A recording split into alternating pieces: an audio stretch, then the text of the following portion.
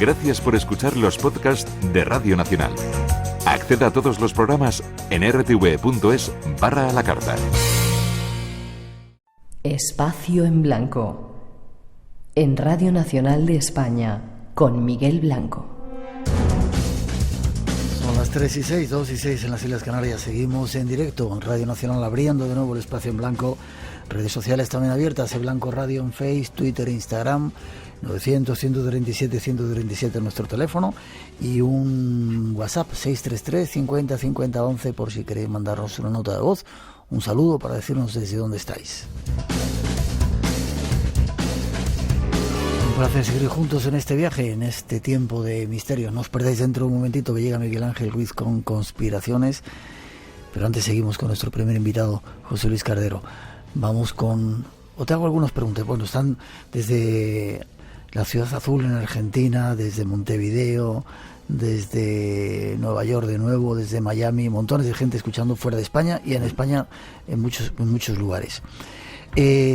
Preguntan, espera que tengo por aquí la pregunta, alguien dice que su hermano cuando nació tenía el cordón enrollado 8 veces en el cuello y leyó una vez en un libro de naturaleza que los indígenas del Amazonas consideran como una persona especial cuando ocurre esto.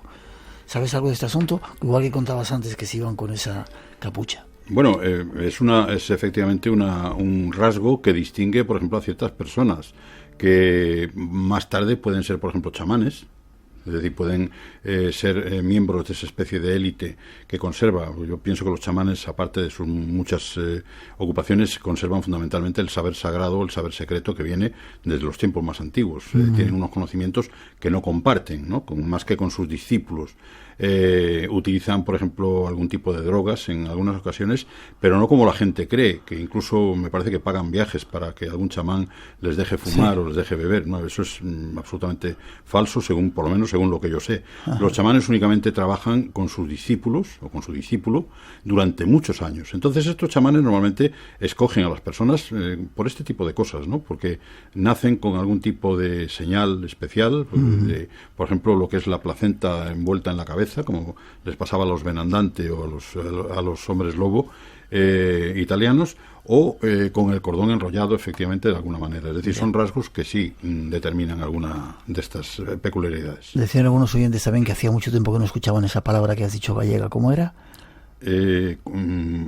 No lo dice ahora nuestra compañera Rosa. Bueno, es que he dicho varias. Cuando te vas con bueno, lo que pasa es que ahora mismo no me acuerdo. Ahora no lo dirán. Pero bueno, sí. ¿Por qué se han puesto de moda o sigue de moda? Hay películas, series para los jóvenes que hablan de vampiros e incluso hombres lobo que se pelean con vampiros y hay todo un follón ahí tremendo. Bueno, yo creo que eso es un producto de la sociedad en la que vivimos. Es decir, lo que se trata es un poco de tener entretenida a la gente con cosas de este tipo, ¿no? Es decir, como las creencias religiosas o las creencias más que las creencias religiosas, las creencias en las comuniones con las iglesias cada vez van desapareciendo o se van haciendo cada vez más menos nítidas, pues hay que cambiarlo por este tipo de cosas, ¿no? Es decir, que yo pienso que de todas maneras hay una cosa contra la que nadie puede luchar, que es contra lo que los seres humanos como colectivo, como colectividad, llevamos dentro de no dentro de nuestra cabeza, sino dentro de nuestro inconsciente, ¿no? Es decir, es algo que se puede transformar, que se puede cambiar, que se puede hacer de alguna manera algún trabajo con él, pero difícilmente se va a poder variar. Ese tipo de cosas, ¿no? Déjame que vayamos con la última parte del programa, ¿vale? Vale. Algo que tiene que ver también con relación con todo esto.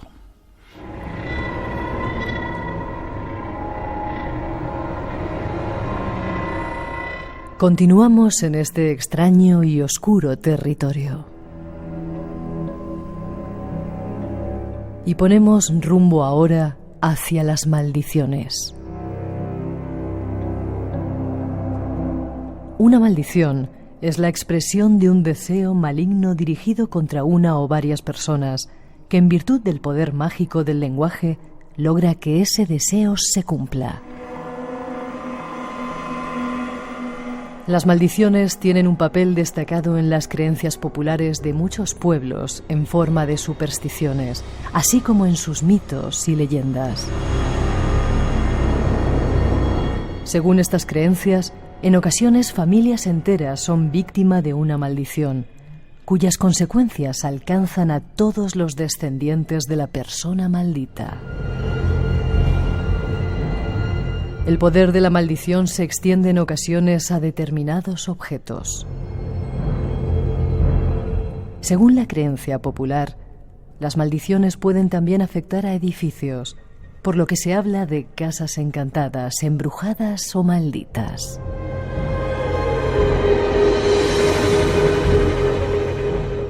Maldiciones. Conozcamos algo más de todo ello.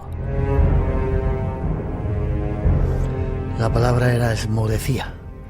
Sí, esmorecía es como desvanecerse, pero desvanecerse hacia el interior de uno mismo. Esmorecer. Sí. David Caballero nos escucha desde la provincia de Entre Ríos, también en Argentina, y te manda saludos. Hemos cogido el tema de las maldiciones porque estás trabajando en un estudio igual que de todo esto que estamos hablando, sí. Porque según tengo aquí, en Grecia y en Roma, para preparar una maldición lo escribían en tablillas de plomo u otros materiales y buscaban la ayuda de un espíritu de un muerto o de alguien que vivía en esa parte oscura. ¿Qué son las maldiciones? Simplemente el poder de la palabra que puede hacer daño a la gente. Bueno, las maldiciones, en primer lugar, tienen que responder a una intención profunda, importante. Esto es muy importante, es decir, la persona que maldice es una persona que vuelca algo de sí en ese acto de maldecir, ¿no? Efectivamente, eso es lo que iba a comentar. Tanto en Grecia como en Roma se escribían las famosas tablillas de plomo, que se escribían con unos textos especiales que algunos especialistas dictaban. Se buscaba el concurso de algunos especialistas, porque claro, en una tablilla de plomo es muy difícil escribir una maldición muy extensa, ¿no? Que a veces las maldiciones eran muy extensas, tenían que abarcar muchos puntos de la persona del maldecido, ¿no? Entonces ellos buscaban el concurso de especialistas que con una serie de fórmulas que existían en aquellos momentos, en las tablillas ponían con una serie de letras y una serie de signos que estaban específicamente diseñados para figurar en esas tablillas como signos de maldición, hacían ese trabajo, ¿no? Yo me acuerdo de una maldición que leí en algún libro que decía, el que maldice decía al maldecido. Bueno, en este caso era la que maldice, porque era una mujer la que maldecía a un hombre, ¿no? Decía que no puedas respirar, que no puedas vivir, que no puedas comer, que no puedas disfrutar del sexo, decía además así, que no puedas alcanzar las edades de viejo, que no te blanqueen tus cabellos, que no seas capaz de vivir, en fin, repetía las veces un montón de cosas, es decir, de tal manera que al maldecido no le quedaba ningún camino por donde salir de ese terrible improperio que esta señora escribía. Antes también se escribían en pergaminos, porque claro, en una tablilla es muy difícil escribirlo. Pero los egipcios, por ejemplo, lo hacían, solían hacerlo también. No solamente destruían el nombre, es muy importante esto, destruir el nombre en la tumba. Borraban los cartuchos, ¿verdad? Sí, borraban los cartuchos, pero además de borrar los cartuchos, pronunciaban la maldición. Y había unos sacerdotes especializados en este tipo de cosas, ¿no? Dentro del conjunto de sacerdotes de Egipcio. Los sacerdotes en Egipcio no es que fueran los representantes de una iglesia egipcia, no había tal cosa allí. Eran los depositarios de la sabiduría ancestral, ¿no? Entonces, entre estos rasgos de la sabiduría ancestral estaba este poder de maldecir. Y también se maldecía que no alcances el oriente, que no alcances el más allá, que el barco en el que vas hacia el más allá naufrague, que te hundas en las aguas, es decir, una serie de cosas que en todo ese hipotético viaje que el alma tenía que hacer hacia el más allá fuese absolutamente destrozado, ¿no?, por la maldición. Luego te preguntaré si hay formas de salvarse de eso. Hay veces que hay parte en la historia relatos de familias que han sido malditas y que parece ser que ha ido ocurriendo porque el padre, el hijo han ido falleciendo en extrañas circunstancias. ¿Esto puede ser cierto? Bueno, yo lo veo un poco difícil. A mí me parece que la maldición es un acto de una persona contra otra persona. Es muy difícil maldecir a una familia y sobre todo maldecirla de manera que esa maldición se prolongue a lo largo de las generaciones, ¿no? No digo que sea imposible, pero porque hay algún caso que otro en la leyenda, por ejemplo, los vampiros. El hecho de ser vampiro puede venir de una maldición lanzada por alguien, ¿no? Y esa maldición se puede transmitir de familias, o las personas que se convierten en lobos, por ejemplo, ¿no? Lo que pasa es que yo creo que estos son contaminaciones de las distintas leyendas que se van traspasando de unas leyendas a otras. A mí me parece que la maldición fundamentalmente se hace de una persona frente a otra. Ya. ¿Y los Kennedy, por ejemplo? ¿La familia? Los Kennedy. Bueno, pero hay otra cosa que no es exactamente una maldición, sino que es una desgracia. Es decir, hay una serie de desgracias que parecen coincidir en las familias. Pero yo creo que eso es un poco fortuito, aunque en la antigüedad esas cosas fortuitas se recogían como cosas de los dioses, ¿no? Eran cosas reservadas a los dioses. Cuando es una cosa que va de generación en generación, únicamente un dios o una persona mucho más poderosa que un simple ser humano puede actuar sobre eso, ¿no? Entonces yo creo que eso no son exactamente maldiciones, sino simplemente son encadenamientos de desgracias que pueden ocurrir por una serie de circunstancias sociales o de otro tipo, ¿no? Ya. La palabra puede ser un vehículo para lanzar maldiciones, y la mirada, quizá como el mal de ojo, puede ser también otro motivo para lanzar el mal hacia los demás. Sí, efectivamente, sobre todo la palabra. La palabra es una cosa esencial en el ser humano. La palabra, y no solamente la palabra vocalizada, la palabra lanzada, sino la palabra escrita, ¿eh? La palabra escrita tiene, digamos, la fuerza de lo escrito, la permanencia. La palabra, digamos, que se lanza así, pues desaparece un poco al cabo del tiempo el efecto, pero lo que está escrito y permanece escrito, sobre todo si es en un material que dura, puede durar durante mucho tiempo, ¿no? Permanecer durante mucho tiempo. Pero yo creo que también hay otras formas de maldecir. No exactamente de maldecir, sino de propagar lo que se conoce como el mal. Que yo, ya te digo, estoy siempre diciendo que el mal está muy unido con el bien. En las antiguas creencias del propio pueblo judío, Jehová estaba íntimamente unido con el diablo. Es decir, el diablo era un agente de Dios. ¿Sí? No era una persona. Eso fue posteriormente. Después, ya cuando apareció la Iglesia cristiana y apareció el purgatorio en el siglo XII, y apareció el infierno como una imagen de condena eterna y tal, todo eso, pero eso es posterior. En los primeros momentos el diablo era un agente de la divinidad.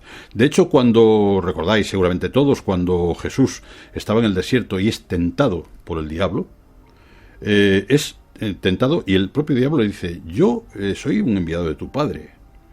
Mira, tu padre me dice, mira todo lo que hay a tu alrededor. ¿Recordáis esas palabras? Sí, sí. Esas palabras del Evangelio, ¿no? Creo que son de Lucas, creo recordar.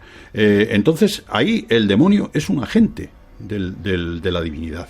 El demonio normalmente, cuando está con la divinidad, con Dios, tiene una especie de accidente, porque el Dios es una cosa que está fija, que está quieta en un sitio, pero el demonio es una cosa que se está moviendo continuamente, o el diablo, ¿no? Entonces, en estos movimientos que hace, el diablo tiene un accidente y se cae al fondo del mar.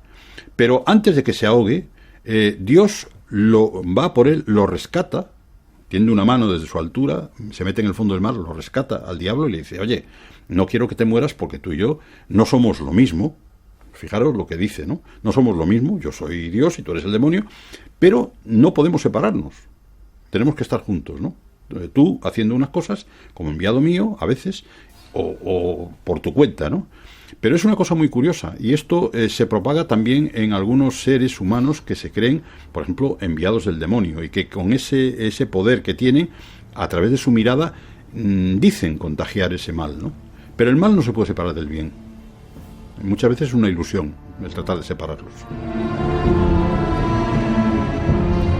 Terminando, José Luis, decías antes que en determinados momentos uno puede visitar ese terreno oscuro. Primero te pregunto eso y después te pregunto cómo librarnos o cómo protegernos de esa oscuridad y de las maldiciones. Bueno, ya sabéis que en la Grecia clásica un personaje tan famoso como Ulises desciende a ese mundo terrible, ¿no? Teóricamente desciende, allí ve la sombra de su madre, ve la sombra de un amigo íntimo suyo que había muerto en la guerra de Troya y que Ulises ni siquiera se había enterado de que había muerto, pero lo ve su espíritu. Y entonces este compañero suyo le dice: vamos a ver, si tú quieres ver las almas de los muertos están aquí. Lo que pasa es que los seres humanos que vienen de allá, del mundo, que vienen hasta aquí, hasta el Hades, donde reina la diosa Perséfone y el dios Hades, no pueden vernos. Entonces, para vernos tenéis que cavar una fosa y llenarla con sangre. Fijaros qué cosa más curiosa. Los muertos beben entonces la sangre Es una cosa muy curiosa toda esta la bebida de la sangre por parte de los muertos, ¿no? Como veis, las tradiciones se mantienen desde muy antiguo. Y en ese momento en que los muertos beben la sangre, se hacen visibles. Ulises los puede ver, ¿no? Los puede ver y puede ver la sombra de su madre una vez que su madre ha cogido parte de la sangre, la ha bebido y se ha hecho visible. Entonces aquí hay una cosa muy importante, es decir, hay seres que pueden viajar al otro mundo. Los chamanes pueden hacerlo, pero tienen que ser seres que participen del conocimiento secreto o que tengan la ayuda de algún dios, como en este caso tenía Ulises, ¿no? Ya. ¿Y formas de protegernos? Bueno, eso es más complicado. Las formas de protegernos de la oscuridad dependen un poco. Preguntaban en Sí, México. bueno, hay tradiciones que efectivamente permiten, hay algún tipo de. Son casi siempre inefectivas. Es decir, cuando una persona se mete en la oscuridad por algún tipo de razón, es muy difícil que vuelva a salir de ella. A pesar de todas las fórmulas que pueda utilizar o que pueda emplear. Eso lo sabían hasta los antiguos griegos, que decían, cuidado con el viaje al Hades. Porque el viaje al Hades, que es el viaje al ultramundo, es un viaje que tiene para algunos ida y vuelta, pero para volver hay que saber tanto como para ir. Es decir, es el conocimiento el que impide que nosotros podamos ser engullidos por esa oscuridad.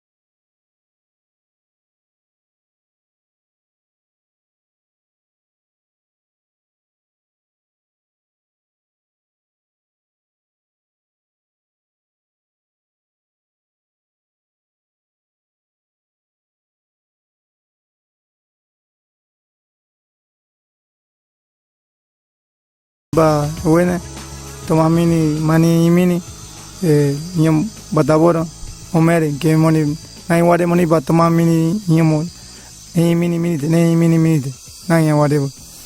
Bueno, mi nombre es José, le mando saludos al mundo occidental, al mundo que sepan de nosotros, que desde la selva del oriente, para todos los oyentes del Espacio del Blanco. Gracias. De nada. Espacio en Blanco. Tu cita con el misterio en Radio Nacional.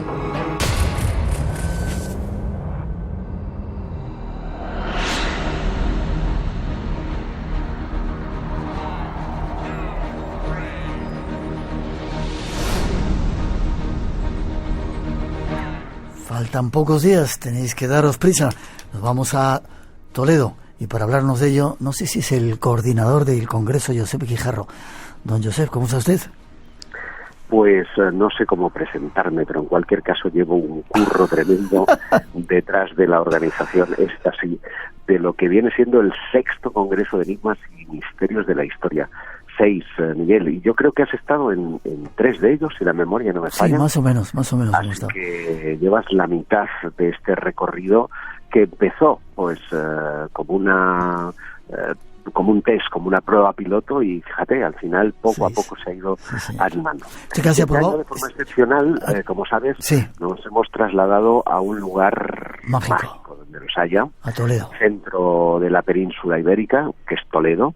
¿Capital del imperio? Efectivamente, y dentro de Toledo también un lugar muy especial, porque incluso los propios habitantes de Toledo les pasa inadvertido. Está ahí en medio de un callejón con una fachada, la verdad, preciosa, y que es el Palacio de Benacazón. Que me han dicho que es increíble, y lo que pasa dentro todavía más increíble.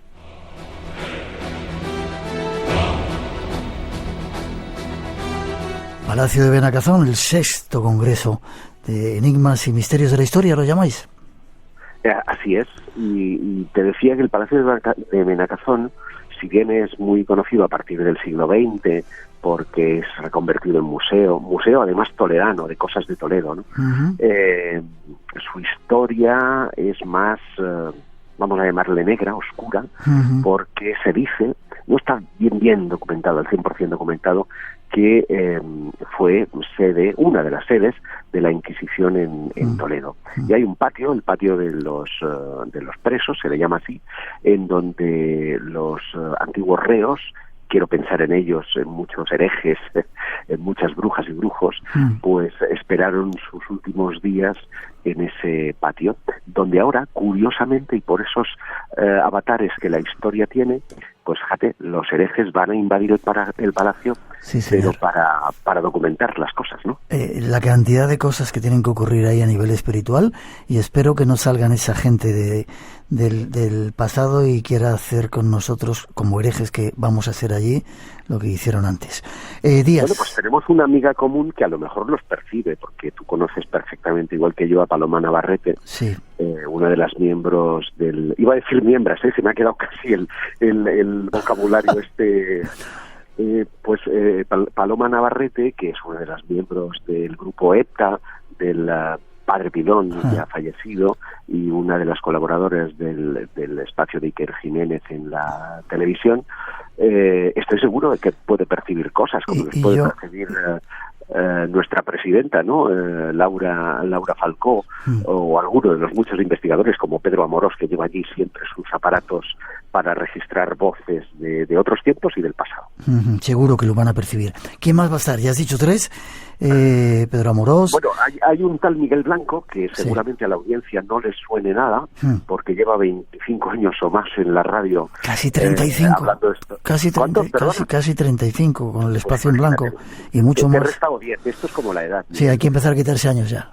Efectivamente, pues 35 años de espacio en blanco, madre mía, que tendrá no solo la oportunidad de dirigir unas palabrillas allí al público, sino después de emitir un programa que haremos desde ese lugar mágico, y estaré yo que estaré hablando, ahora que no se habla nada de ovnis, pues de todo esto que está ocurriendo en la administración norteamericana, que a mí me huele a chamusquina, ya te lo digo, así de entrada, y que tiene que ver con esta desclasificación on fire de filmaciones, de declaraciones oficiales en favor de que esos objetos no tienen una explicación en términos humanos, y vamos a hablar muy a fondo de toda esa problemática. Desvelando misterios en el Palacio de Benacazón, un sitio único en la capital del imperio, en Toledo, y con más gente todavía. Juanjo Revenga va a contarnos algunas cosas, ¿no? Sí, nos va a llevar al Amazonas con sus peculiares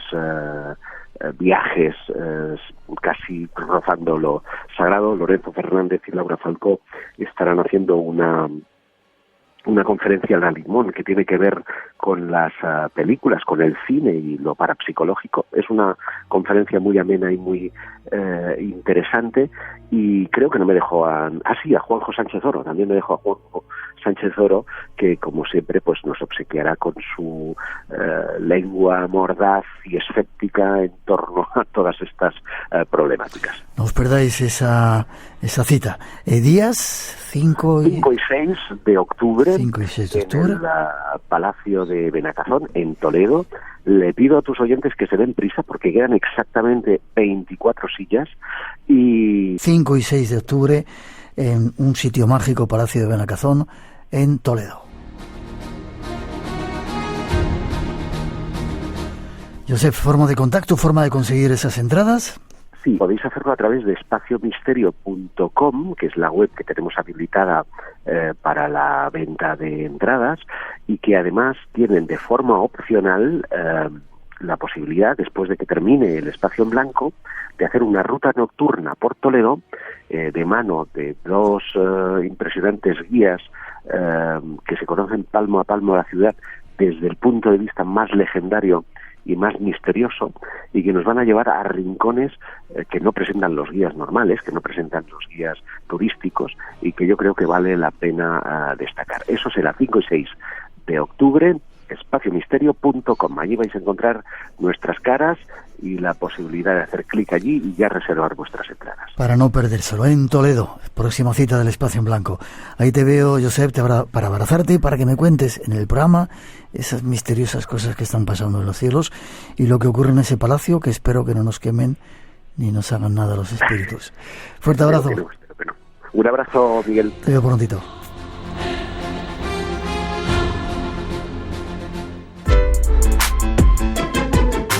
Radio Nacional de España se mueve.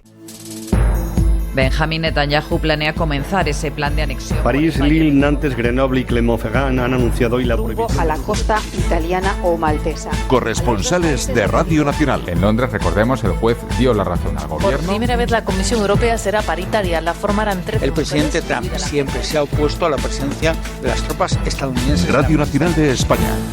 Lo importante eres tú. Y recuerda, España a las 8 fin de semana, sábados y domingos a las 8 de la mañana. Radio Nacional de España, el sonido que nos une.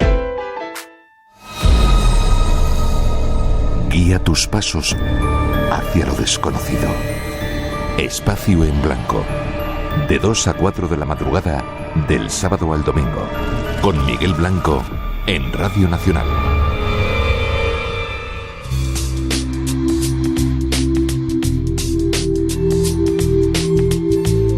3:33, 2:33 en las Islas Canarias. Bueno, faltan 30 segunditos. Seguimos en directo aquí en el Espacio en Blanco. Y ahora nos vamos guiando nuestros pasos hacia una realidad que da a veces mucho más miedo que las imaginaciones y las leyendas. Nos lo trae Miguel Ángel Ruiz y ya veréis qué preocupante es lo que nos cuenta.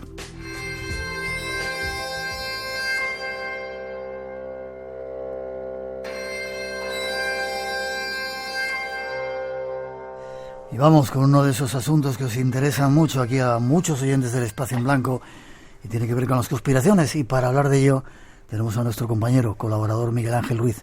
Buenas noches, Miguel Ángel. Muy buenas noches, Miguel. Yo no sé si hablando contigo estamos seguros. ¿Quién lo sabe esto, ¿Quién lo sabe? Sí, pues ya hemos tenido algunos problemas así de comunicación y yo no sé si hablando de estos temas estamos seguros. Ingeniero de telecomunicaciones, ha estudiado un mogollón, se pasaba la mitad de su vida estudiando, máster en sociología y tienes un blog que hablas de cosas extrañas también. De política profunda, de los temas que tratamos en el Espacio en Blanco. Sí, pues vamos a ir hoy a ver cuánto cuesta y cómo se financia el gobierno en la sombra. A mí me da miedo de verdad tocar estos temas. Cada día me estoy haciendo más cobarde, lo dicen algunos oyentes, pero es verdad. Preparaos, Miguel Ángel Ruiz nos trae algunas pruebas de documentos. ¿De dónde has sacado los documentos? Bueno, es parte de la documentación oficial que ha sacado el gobierno de Estados Unidos y parte una investigación llevada a cabo por un profesor de económicas de la Universidad de Michigan con experiencia en auditoría que de alguna manera ha ido acorralando a su gobierno para mostrar que en el fondo se están desviando importantísimas cantidades de dinero. Esta, que vamos a contar esta noche, fue una de las 25 noticias más censuradas en todo 2018. Solo se ha hablado un poquito en Estados Unidos y absolutamente nada fuera de él. Y aquí vamos a hablarlo por primera vez en España. Preparaos.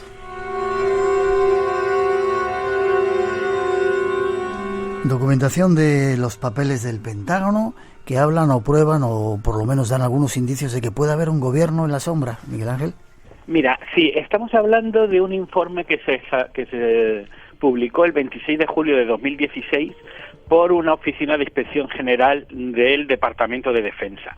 Era un extraño informe que tenía por título Ajustes contables del Ejército no suficientemente documentados o evidenciados. Hablamos de un informe de 74 páginas en el cual lo que se hace no es poner todas las facturas del Departamento de Defensa, es decir, de los tres ejércitos norteamericanos, sino mostrar de alguna manera aquellos ajustes contables, es decir, aquellas cantidades que se meten para que todo el sistema cuadre. El problema es que esos ajustes sumaban un valor de 6,5 billones de dólares. Billones. Billones con B, pero son billones españoles. ¿sabes eso? Lo que llaman en la gramática inglesa los millionaire for friends, es decir, 1 billón español es 1 trillón americano, y en el original en inglés en realidad estamos hablando trillones de dólares americanos, ¿no?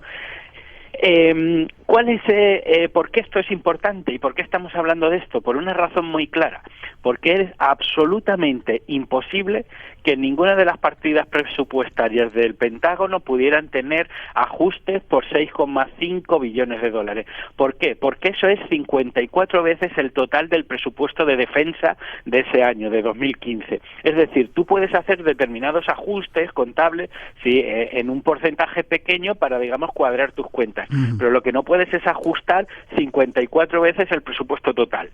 Esa es una prueba de que en el fondo lo que debe de existir, o existe, una corriente tremenda que está movilizando cantidades ingentes de dinero, pero ingentes, porque este dinero es prácticamente 21 veces el Producto Interior Bruto español, que es una de las mayores economías del mundo, la 14 concretamente. O sea, estamos hablando de prácticamente cantidades de dinero que podrían solucionar cientos de veces el hambre en el mundo. O sea, son partidas, como digo, muchísimo más grandes que incluso todos los presupuestos de defensa conjuntos, ¿no? Entonces son dineros tan grandes que efectivamente aquí hay algo que es mucho más gordo de lo que se ha contado.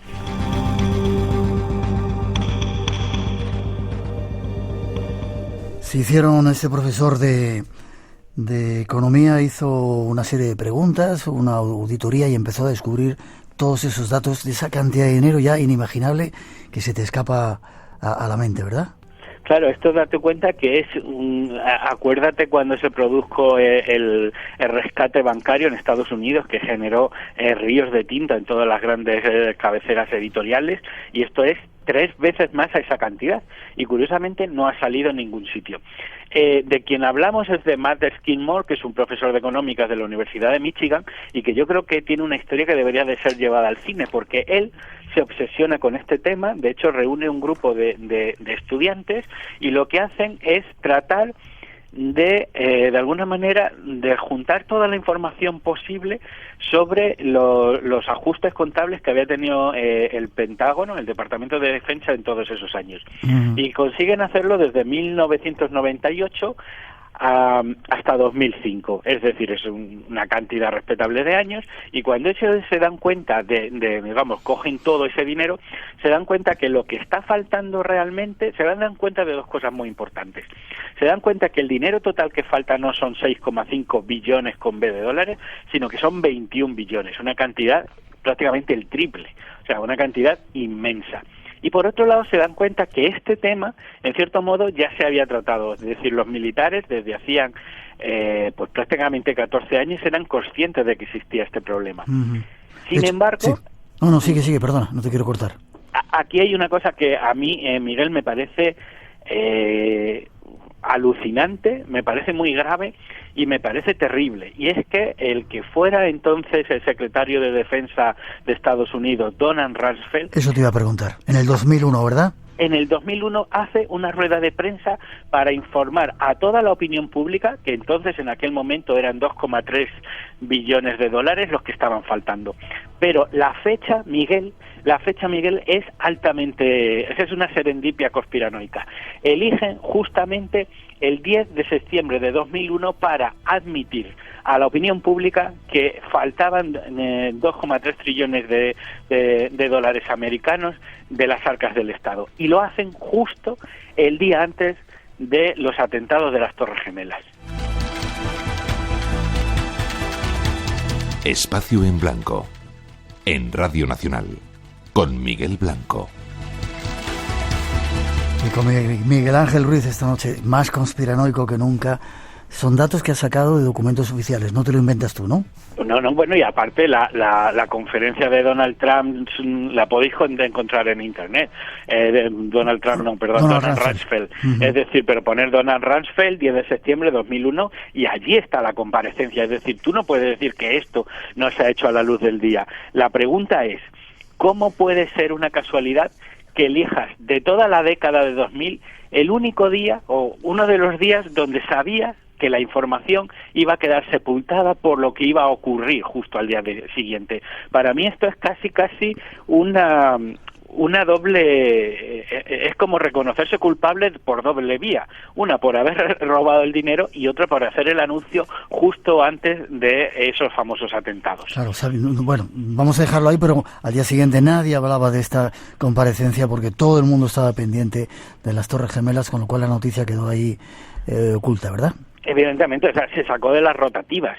Quiero decir, quedó absolutamente sepultada, igual que todos los casquetes de las Torres Gemelas. Es una información que no interesó a nadie en aquel momento. Y a la postre nadie pudo acusar al gobierno de que lo había ocultado. Hicieron una rueda de prensa. Ya. ¿Y dónde va ese dinero? ¿Qué hayan hecho con ese dinero? Para modernizar el Pentágono, veía aquí, ¿no? Bueno, aquí en realidad solamente se puede especular porque, la investigación de Mara Skidmore quedó, digamos, en punto muerto. Se sabe que son 21 billones de dólares lo que están faltando. El gobierno de Estados Unidos no dio respuesta y, de hecho, hicieron una cosa que yo creo que es una ley absolutamente terrible, que se llama el Estándar 56 y que fue sugerida por el Consejo Asesor Federal de Estándares de Contabilidad, es decir, otro organismo les dijo cómo tenían que hacer, y desde este momento, es decir, desde aproximadamente 2018, el gobierno de Estados Unidos tiene una ley que probablemente desconocen la mayoría de los americanos, y es una ley que permite de forma legal que el gobierno americano tenga una doble contabilidad. Una es la contabilidad absolutamente real y otra es la contabilidad de cara al público, de cara a la galería, aquella contabilidad que se puede hacer pública. Yo creo que eso es un terrible retroceso en la democracia americana. Y sobre la finalidad o el destino de este dinero poco podemos saber. Poco podemos saber porque los militares absolutamente no han dado ninguna pista por ello. Uh-huh. Pero tenemos unos indicios basados en lo que es la historia prueba norteamericana, y yo tengo una teoría muy particular de para qué se puede estar usando todo este dinero, que, como hemos dicho, es muchísimo.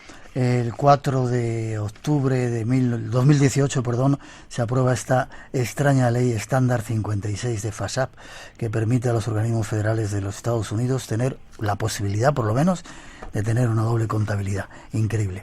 Dime para qué, según tu teoría, se puede estar utilizando ese dinero. Vale, aquí vamos a la historia un poco reciente. No sé si te acuerdas de todos aquellos elementos que fueron, por ejemplo, los escándalos del Irán-Contra, ¿no? Sí. Que eran actividades en las cuales eran ilegales para el gobierno de Estados Unidos, es decir, cosas que nunca habrían pasado el Congreso, pero que por otro lado lo que hacían era la financiación de actividades ilegales para que una parte del gobierno, eso que podríamos denominar gobierno en la sombra, es decir, grupos de poder muy concretos dentro del gobierno, puedan elaborar, por ejemplo, planes de dominación global, planes de, operaciones clandestinas, etcétera, etcétera, sin pasar por el propio control del Congreso, sino en el propio control de la Cámara. Lo que yo creo que estamos viendo aquí es, digamos, una evolución, una sucesión de ese modelo. Es decir, aquí se está desviando una cantidad inmensa de fondos, pero se hace de tal manera que todo esto es transparente o está oculto al control de las cámaras del Congreso de los Estados Unidos y del Senado. Entonces, cuando tú haces eso de esta manera, es decir, cuando mueves tantísimo dinero para, de alguna manera, hacerte trampas al solitario a tu propia democracia, solo puede significar probablemente una cosa, y es que lo que estamos viendo aquí es que este dinero, por tal como se desvía y tal como se oculta, solo se puede usar para aquellas actividades que son ilegales según las propias leyes de Estados Unidos. Cárteles secretas de la CIA en todo el mundo, vuelos secretos de la CIA en 2007 secretos y que fueron un escándalo, etcétera, etcétera. Guerras secretas de las cuales parte del Congreso no tiene constancia, infiltración de otros ejércitos, operaciones secretas en África, etcétera, etcétera. Todo lo que de alguna manera sea ilegal, pero piensa una cosa, ya existe una partida de presupuestos secretos para la CIA y el ejército, es decir, estamos hablando de un dinero extra, no es ni siquiera, digamos, los presupuestos secretos de espionaje como la NSA o la CIA. que por otro lado son presupuestos que también en la era Trump han tenido cantidad de récords. Hablamos de un dinero que de alguna manera es absolutamente ajeno a todos los presupuestos de defensa.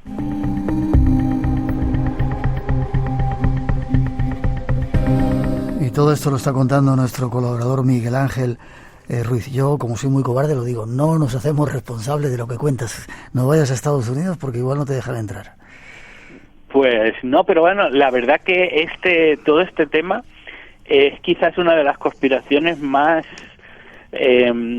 como digo, ha sido silenciada, pero al mismo tiempo es de las que tenemos hasta cierto punto una documentación más fiable, porque aparecía en sus reportes, o hemos de decir bien, aparecía porque a partir del año fiscal 2007 ese apunte de ajustes contables, que era lo que había llamado la atención de Mark Skidmore, desaparece. Si tú ahora mismo bajas el nuevo informe 2019 o 2018, el último que haya aparecido, ese apunte de ajustes contables ya no lo vas a encontrar. Digamos que han aprendido un poquito después de hacer toda esta trampa. Operaciones secretas, operaciones negras en inglés. Eso significa, terminando, que hay un gobierno de Estados Unidos en la sombra, el Deep State, o una política también profunda que desconocemos y que se nos escapa al resto de los mortales. Efectivamente, es que no puede ser de otra manera. Acuérdate, por ejemplo, de todo lo que fueron aquellos escándalos con Nixon y cuando Robert McNamara estaba enfrente de la defensa estadounidense. Por ejemplo, aquello que se llamaron los papeles del Pentágono, que los desclasificó un trabajador de la Randstad Corporation que se llamaba Daniel Ellsberg. Todos esos papeles que fueron, digamos, parte de un gran movimiento contestatario en Estados Unidos, que hubieron muchas muchas manifestaciones antibelicistas, etcétera, etcétera, partían de que aquellos documentos probaban de que el gobierno de Estados Unidos, en lo que era su guerra contra Vietnam, no solamente había mentido al pueblo americano, sino que también había mentido a su propio Congreso. Es decir, para mí esto es una evidencia científica totalmente constatable a nivel sociológico de que deben de existir una especie de gobierno dentro del gobierno en Estados Unidos, es decir, determinados grupos que toman decisiones que se alinean políticamente, que tienen la capacidad de actuar en el extranjero y que además son capaces de llevar a cabo esas acciones sin que gran parte de los congresistas, como si fueran los diputados de allí, tengan ni siquiera conocimiento. Eso es un gobierno en la sombra.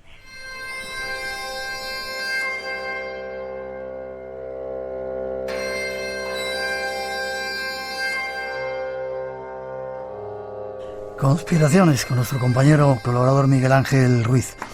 Sigue investigando. Pues en ello estamos, Miguel, para traerte la mejor información. A mí me da miedo esto. Forma de contacto contigo, si alguien quiere saber más. Pues en mi página deeppolitics.com, Política Profunda, y allí tienen acceso a escribirme o a todas mis redes sociales para estar en contacto conmigo. Miguel Ángel Ruiz, ¿terminaste la casa esa que te estabas construyendo en un lugar secreto o todavía...? En ella estoy. Por ahora te puedo decir que que el emplazamiento no se ve en Google Earth. Bien. No se lo digas a nadie. Yo tampoco voy a contar nada. Aunque me hagan hablar, no voy a decir dónde está la casa. Muy bien. Fuerte abrazo, Miguel Ángel. Otro para ti. Te veo prontito. Gracias. Un abrazo. Enigmas sin descifrar. Realidades que escapan al mundo de la lógica. Acompáñanos en el viaje hacia lo desconocido. Espacio en Blanco.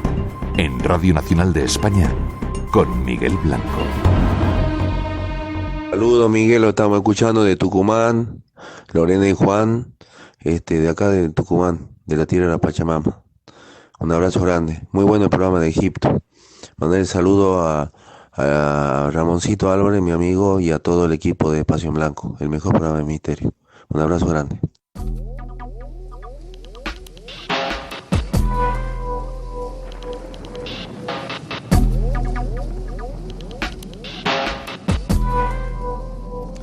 Acabamos de comenzar la nueva temporada del Espacio en Blanco y ya estamos con algunas de las salidas, anunciando algunas de las salidas. La siguiente Tenemos una en Toledo, la siguiente a final del mes de octubre nos lleva a Albacete. Hasta allí nos vamos a hablar con Rafael Campillo. Buenas noches, Rafael. ¿Qué tal? Buenas noches, Miguel. Bien, ¿y tú? ¿Preparado ya todo para ese congreso 12ª, decimosegunda segunda edición del Congreso Día Después de la Vida? Sin contar las que había anteriores por ahí, ¿no? Eso es, tenemos 3 ediciones más celebradas en Medellín, pero tenemos 15 ediciones en total. Qué bien. Un éxito arrollador. Todavía la gente se pregunta por qué es el congreso más importante que se hace en España, en Europa, y yo diría uno de los más importantes del mundo, reuniendo a algunos de los especialistas de vida después de la vida de todo el planeta, ¿verdad? Bueno, la verdad es que es bastante difícil conseguir que un congreso esté todos los años arriba, ¿no? Entonces, llenar el aforo, por ejemplo, este año de 1.000 butacas, se lo hemos llenado ya prácticamente, solamente quedan 70 butacas, pues es un logro. Y la verdad es que también me preocupa bastante el hecho de que pudiera llegar el caso de que no pudieran asistir todas las personas que quisieran al congreso. Pero bueno, lo importante es que todos los años estamos fieles a la cita y conseguimos pues llevar a cabo los proyectos, que es lo más importante en África, en Benín. Sí, porque es un congreso fundamentalmente de ayuda humanitaria para mensajeros de la paz, para el Padre Ángel, ¿verdad? Sí, estamos ahora mismo trabajando en la región de Chachegú para intentar ayudar a unos niños que están picando piedras en unas canteras, y hay un proyecto que hemos, gracias al congreso del año pasado, hemos construido un centro social en esta región, en Chachegú, para que las madres de los niños que están picando piedras puedan ir a talleres, a trabajar, y que los niños puedan ir al colegio en lugar de estar allí como esclavos pues picando piedras. Ese es el objetivo principal del congreso del año pasado y de este año, claro está. Cambiarle la vida, ¿verdad? Sí, recuperar su infancia. O sea, es increíble que en el siglo que estamos, en el siglo XXI, haya niños que en lugar de estar jugando, pues estén picando piedras. O sea, que lo ves y no te lo crees, pero es así. Está ocurriendo en estos mismos momentos. Vale, para eso se realiza ese congreso, decimos segundo, en Albacete, días... Día 26 y 27, sábado y domingo, siempre es el último fin de semana de octubre. Esa fecha en la que cambian la hora y de repente tenemos una hora más. Exactamente, es el domingo que da mucho gusto levantarse una hora más tarde, después de estar viendo el programa, escuchando el programa de Espacio en Blanco, que lo grabamos allí, claro está. Perfecto. Dime los ponentes que van a acudir este año. Pues mira, este año así rápidamente vamos a contar con la presencia de Jesús Callejo, Emilio Carrillo, el doctor Juan José López, Silvia Melero, la doctora Marian Rojas, Hugo Semoloni, Ángeles Wolder, y una conferencia conjunta del Padre Ángel y don Federico Mayor Zaragoza, que vas a moderar tú. Luego, como actuaciones, tenemos la actuación del grupo musical de Madrid, Ex Acorde, y la cantante Vanessa Muela. Va a estar con nosotros también Marisa Tejada con su grupo Fábrica de Sueños, con un espectáculo circense. Vamos a tener también la cantante Tania Ruz, y bueno, como todos los años, pues estarás tú con tu programa Espacio en Blanco, que es un lujo poder disfrutar en directo de ese programa.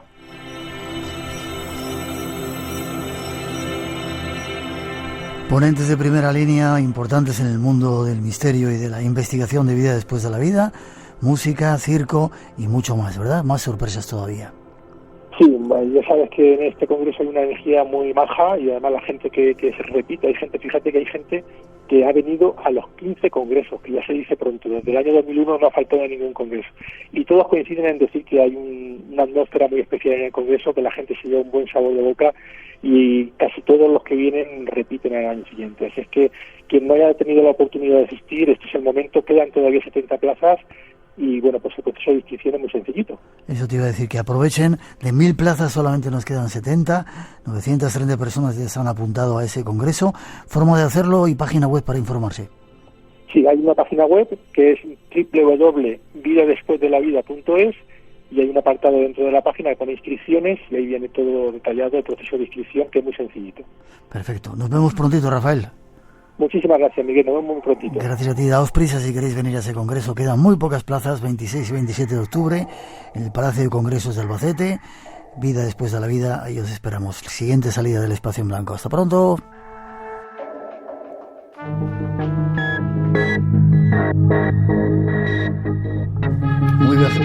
Muy viajeros estamos, Rosa, montones de salidas tenemos. Buenas noches, ¿cómo estás? Hola, buenas noches, Miguel. Pues sí, con muchas ganas, la verdad, de salir a ver a la gente y a encontrarnos con ellos de cerca y hacer un programa. Y eso que decíamos que no queríamos salir mucho este año, ya estamos con 3 o 4 salidas preparadas. Montones de personas que nos saludan desde New Jersey, por ejemplo. Buenas noches, gente bella del Espacio en Blanco, nos dicen desde New Jersey. Gente que nos escucha y muchos más lugares, ¿verdad? Nos dicen frases muy bonitas, Miguel. Yo he apuntado algunas de las que me han dicho esta noche, nos han dicho nuestros oyentes a través de las redes. Por ejemplo, con Espacio en Blanco he aprendido cosas que ignoraba o intuía. He descubierto la noche gracias a Espacio en Blanco y he aprendido a mirar distinto. Me he quedado con estas 3, ¿qué te parece? Qué bien, qué bien, qué bien.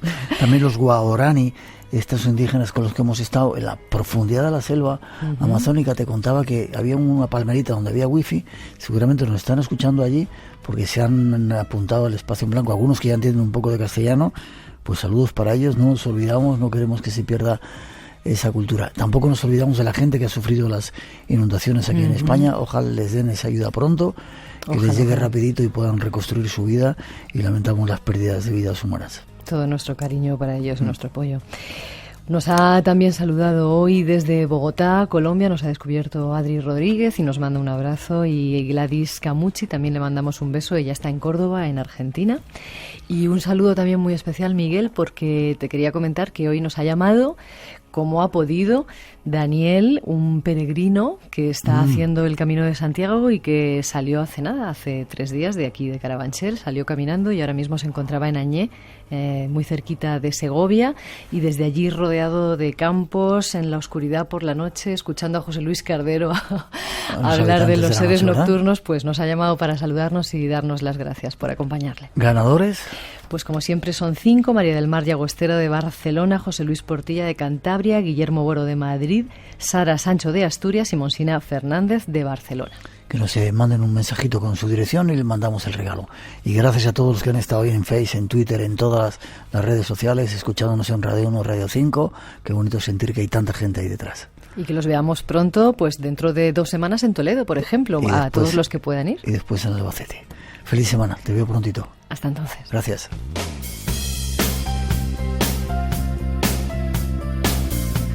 Y terminamos por hoy con el deseo de que hayamos tenido mucha felicidad y hayamos aprendido algo. Nos vamos, regresamos en 7 días aquí a nuestra casa, a la vuestra, a la Radio Nacional, a la Casa de la Radio. El Espacio en Blanco continúa la búsqueda de misterios y como siempre os queremos con nosotros. Os dejamos ahora con nuestro compañero David Sierra y Trillones de Átomos, un programa de la ciencia, y nosotros deseándoos feliz semana con un poquito de nuestra mejor música. Nos vemos en el Espacio en Blanco. Feliz otoño para todos. Feliz semana.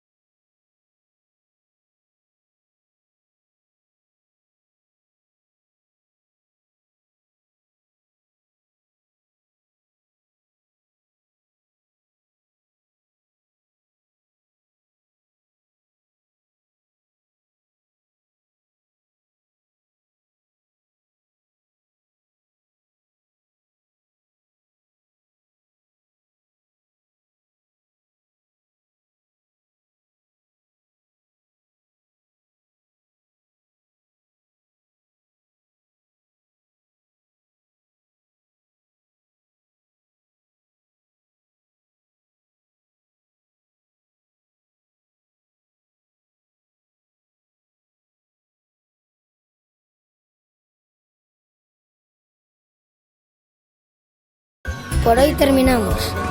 Recuerda que tienes una cita con el misterio. Aquí en Radio Nacional. Será dentro de 7 días en el Espacio en Blanco. Hasta entonces, feliz semana.